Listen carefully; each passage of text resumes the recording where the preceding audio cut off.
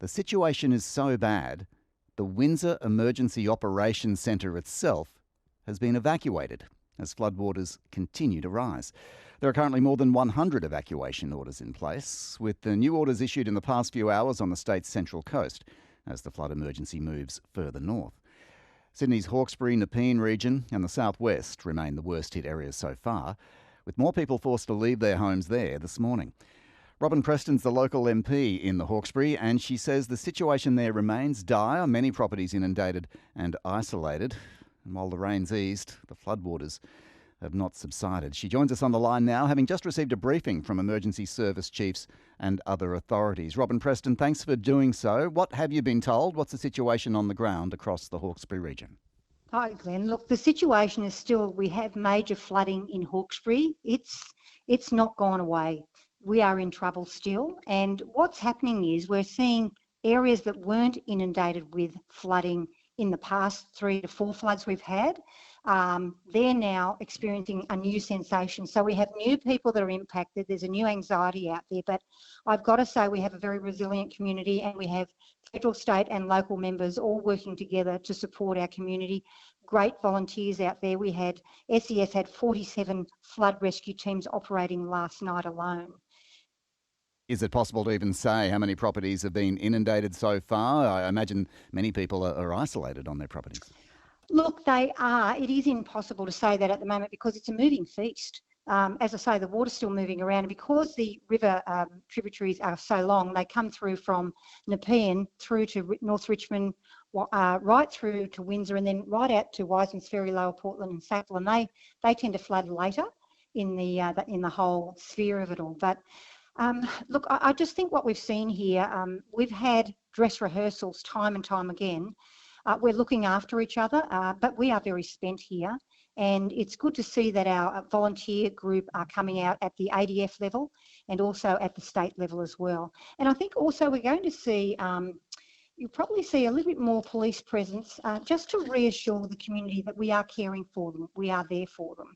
Certainly welcome at times like this, literally all hands to the pumps. Did people evacuate as requested? And if so, where did they all go? Look, they have. We've got 9 evacuation centres running in the impacted areas, not just in Hawkesbury, but Wollondilly and other areas, Camden also. Only 402 registrations in those evacuation centres, very different to up in the Northern Rivers area. So what we've found is people will come and register, but then they have a safe place that they've made arrangements to go to or higher ground to take their pets, their family, their special possessions, rather than just sitting around in evacuation centres. Mind you, though, the community partner support groups are meeting again today to ensure that the support is broad-reaching. So anyone who does come into those evacuation centres, we do make sure that they have accommodation, that they are safe, that they have meals, and that we're looking after them. So I'm very conscious that a lot of systems are in place, a lot of support is plugged in. You know, people like Linda Strickland at Hawkesbury Helping Hands, she's doing an amazing job on the Richmond side of the river, and Mountain of Joy on the other side, on the west side of the river. They're getting supplies out to people in remote areas, working via the SES system as well. We've got boats going over to remote areas, making sure that people are fed and looked after and medications are taken there too. Welcome assistance indeed. I did hear from one man affected for obviously the third time in recent months or years, and suggested that, listen, they always go and stay with the same people, but they don't want to overstay their welcome. They can't keep relying on these people to house them when this just keeps happening. What can you tell us about what's happened in Windsor? Extraordinary stuff that the Windsor Emergency Operations Centre itself has had to be evacuated. And look, we always have to make sure that there's a safe place to operate from. So that's gone to Kenthurst, to the Rural Fire Service headquarters there, and it will move back when it's safe to do so. And, you know, people that have been evacuated from McGrath's Hill and other places around Windsor and those locations, Pitt Town, they wait impatiently, I guess, sometimes to be able to get back to their home to see what is left. That's why we want more police presence there, so that they are reassured that we are looking after them, looking after their property and caring for their assets as well. People living on a floodplain in parts there, they must be unfortunately getting used to this, but increasingly exhausted by it. Is there a sentiment that some people think that this might be the last straw? Look, it is a floodplain. We get that. And look, it's the fruit bowl of Sydney. This is where all the nourishment comes from to feed hungry Sydney-siders, turf farmers as well, market gardeners.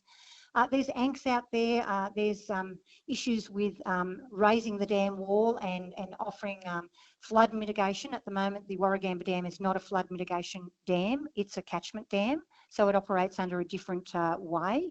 But, I've got a lot of people very frustrated and wanting to make sure that we look at this and we build the dam wall. And that would mean a mitigation rather than a flood catchment dam. And what about the effect on that food bowl? People seeing their crops perhaps inundated or washed away? Oh, absolutely. And the thing is, we did all this back in March, Glenn, and we've just started to recover, and it's all washed away again.